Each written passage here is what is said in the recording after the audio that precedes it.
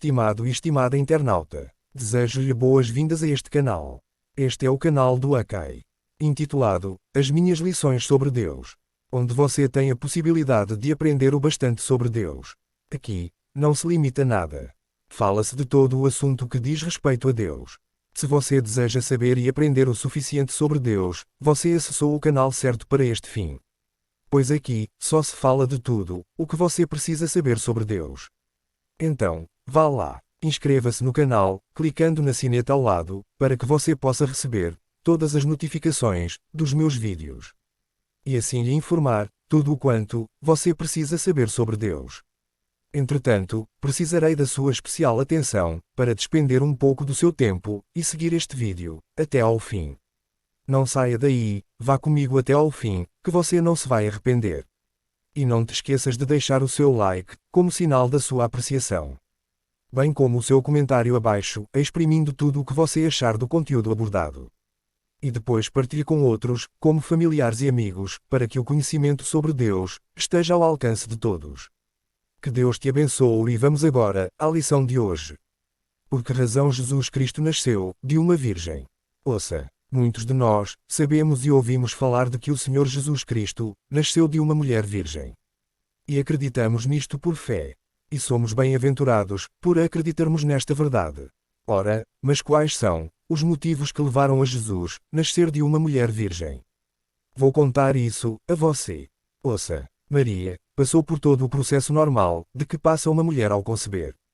Porém, há alguns detalhes únicos que a diferem de outras mulheres, além do facto de ela ser uma virgem.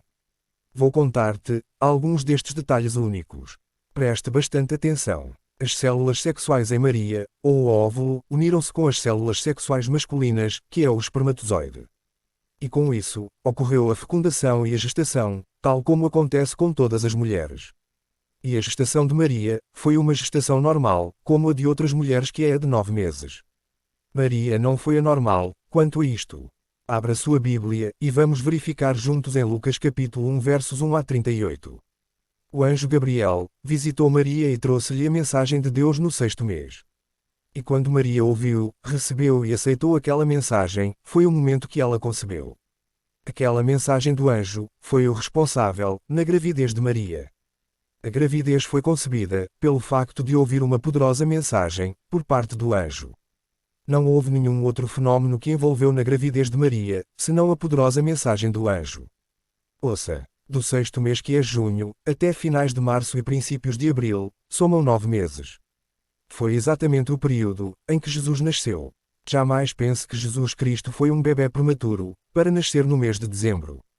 De junho a dezembro, somam 6 meses, e se Jesus nascesse em dezembro, ele seria um bebê prematuro. E isso jamais poderia ter acontecido com um Deus perfeito. De forma nenhuma. Porque o anjo Gabriel visitou Maria no 6º mês, e foi neste período que Maria concebeu a gravidez. Jesus se identificou com tudo o que é perfeito, e jamais se identificaria com uma prematuridade, tal como é o caso de nascer no mês de dezembro. E se você verificar, é também neste período que se celebra a Páscoa. Concretamente no mês de abril. Não é apenas um mero acaso. Não, senhor. Ora, Maria ficou grávida ao ouvir e aceitar aquela mensagem do anjo. Como seria isto? Ouça, vou explicar. Aquela mensagem era Deus, e não era apenas uma mensagem qualquer, como a mensagem de um homem natural e comum. Aquela mensagem tinha nela um conteúdo profético que tinha de se cumprir. Tal como quando Deus disse: haja luz, e houve luz, porque a palavra de Deus tinha de se cumprir. E do mesmo quando Deus disse: uma virgem conceberá e dará à luz um filho e será o seu nome Emanuel. Esta palavra, necessariamente tinha de se cumprir. Deus não pode falar uma palavra, e aquela palavra não se cumprir. Jesus disse: passam os céus e a terra, mas as minhas palavras não passarão. São Marcos capítulo 13 versos 31, e aquela mensagem produziu um efeito no ventre de Maria. Este efeito foi a conceição de Jesus no ventre de Maria. Ou seja, a gravidez de Maria. Este foi o efeito produzido no ventre de Maria, pela mensagem da parte de Deus, transmitida pelo anjo. Aquela mensagem produziu em Maria o mesmo efeito que tinha produzido em Sara, quando Deus disse a Abraão que Sara havia de ter um filho, mesmo na sua velhice. Ora, Sara também concebeu com uma particularidade, diferente de outras mulheres. Observe. Maria era virgem, e Sara, já tinha passado longos anos, do período fértil. Toda a mulher, tem um período propício que deve conceber. E ela só fica grávida dentro daquele espaço de tempo. Quando passa deste período, ela já não pode mais conceber, e é chamado de menopausa. Sara estava com 90 anos, quando gerou Isaac. Já haviam-se passado, longos anos da menopausa. Era impossível para Sara conceber uma gravidez, devido a este fator, pois as suas células sexuais femininas perderam sua eficácia e já não desempenhavam as devidas funções reprodutivas. Mas, por causa da palavra falada por Deus, Sara concebeu uma gravidez. Aquela palavra que Deus falou, produziu um efeito, nas células sexuais de Sara. Tanto Maria como Sara, só ficaram grávidas, por causa de uma coisa. A mensagem que receberam de Deus. Ou seja, a palavra que Deus falou. Ouça, o anjo falou a Maria. Em teu ventre conceberás e darás à luz um filho. Lucas capítulo 1 versos 31, e Deus disse a Abraão. Sara, tua mulher, terá um filho. Gênesis capítulo 18 versos 10. Foi esta palavra que Deus falou, que produziu o efeito da gravidez, tanto em Sara, como em Maria. Porém, uma particularidade entre Maria e Sara. Observe. Sara concebeu de Abraão, numa relação sexual, onde houve troca de material genético, e uma união de gametas masculinos e gametas femininos. E com isso, Isaac recebeu traços de caráter hereditários de Abraão seu pai, e traços de caráter hereditários de Sara sua mãe. Sara, ao conceber a gravidez de Isaac, ela experimentou a sensação prazerosa, da relação sexual. Mas Maria concebeu de Deus, fora de um envolvimento sexual. Maria, não teve nenhuma sensação, nem sentiu nenhum prazer sexual, ao conceber a gravidez de Jesus. Este é outro detalhe único, na gravidez de Maria, que é diferente, à de outras mulheres comuns. Toda mulher ao conceber uma gravidez, ela experimenta toda a sensação prazerosa, da relação sexual. Mas não foi assim com Maria, quando concebeu a gravidez de Jesus. A gravidez de Maria, começou pela fé na palavra. Jesus é fruto da fé de Maria, na palavra de Deus. Foi isso, que concebeu Jesus, no ventre de Maria. Você já pode perceber, de onde veio Jesus. Jesus, veio da palavra. A palavra falada, concebeu Jesus, no ventre de Maria. O processo de gravidez de Maria, teve início na palavra. A mensagem, que Deus falou. Jesus, começou, pela palavra falada de Deus. É daí onde vem Jesus. Ouça, o anjo apareceu, e falou a palavra a Maria. O anjo transmitiu a mensagem de Deus. Aquela mensagem era Deus ele próprio. Porque Deus é a palavra. Maria, estava quieta ouvindo aquela palavra, até ao fim. E ela creu com fé naquela palavra. Maria misturou aquela palavra, com a sua fé. E aquilo, resultou na fecundação do óvulo, em Maria.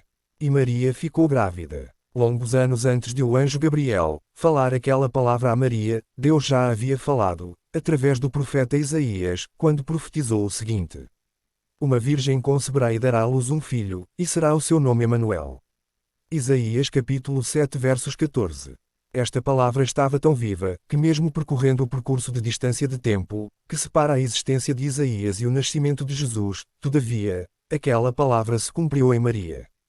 Mas como aconteceu a gravidez, no caso de Maria, como virgem e no caso de Sara, que já estava em menopausa. Ouça, Deus criou as células sexuais masculinas, e as células sexuais femininas, isto é, o espermatozoide e o óvulo, no ventre de Maria. E regenerou as células sexuais femininas, no ventre de Sara, através da palavra que tanto Sara como Maria ouviram. Foi isto que criou a gravidez, em cada uma delas. De um lado, Deus criou e do outro lado, Deus apenas regenerou. Ou seja, apenas renovou. Observe. As células sexuais em Maria se uniram com as células sexuais masculinas, tal como acontece em outras mulheres. Mas aquelas células não eram células sexuais comuns e naturais, como as de um homem natural e comum, ou de uma mulher de um modo geral. Aquelas eram células criadas, pela palavra, nas quais Deus ele próprio se formou em carne humana. A mesma palavra, que no princípio disse: haja luz. Em Gênesis capítulo 1 versos 3. É exatamente a mesma palavra que criou aquelas células sexuais, no ventre de Maria. Tal como já o referimos antes, Jesus foi concebido pela palavra, no ventre de Maria. Enquanto eu e você, fomos concebidos, de uma relação sexual. E o que eram aquelas células sexuais, no ventre de Maria? Era tudo Deus, tanto o espermatozoide, como o óvulo. Todo aquele conteúdo em que Jesus foi concebido e se formou, era Deus. E já sabemos que era um conteúdo produzido, pela palavra.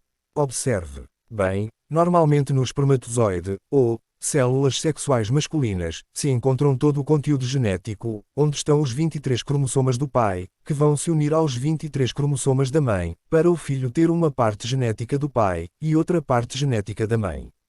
Mas não penses que foi isso que aconteceu com Jesus Cristo. Este é outro detalhe único, na gravidez de Maria, que se difere de outras mulheres. Maria não participou com absolutamente nada para formar o corpo físico de Jesus no seu ventre, tal como acontece numa conceção natural e comum. Quer dizer que na gravidez de Maria não houve uma troca de material genético para juntar caracteres hereditários do pai e caracteres hereditário da mãe e atribuir ao filho uma parte do caráter do pai e outra parte do caráter da mãe. Toda a ação genética no ventre de Maria foi só e unicamente de Deus. Deus criou a célula sexual masculina, ou o espermatozoide, tanto como a célula sexual feminina, que é o óvulo. E a partir disto, se formou o corpo de Jesus, no ventre de Maria. Maria não contribuiu com nada na gravidez de Jesus. O espermatozoide fecundou o óvulo, e toda a ação genética que ocorreu no ventre de Maria, só foi de Deus e unicamente dele. Maria já não participou em nada, senão preservar o período de formação do bebê, no seu ventre. Se Jesus fosse formado pela troca genética de Maria, ou seja, se Maria contribuísse com o seu conteúdo genético, ao conceber Jesus, então Jesus não seria perfeito, porque Maria estava na mesma condição de todo o ser humano. Maria havia nascido de uma relação sexual, na união dos seus pais. Isto contaminaria a Jesus e o afetaria de tal modo que ele estaria também nas mesmas condições de todo o ser humano. E com isto, ele jamais seria capaz de resgatar a raça humana do pecado, porque ele próprio também estaria identificado com a raiz do pecado. Jesus estaria seguindo a mesma linha do pecado, plantado em Maria. Por isso, Deus não cometeu este erro.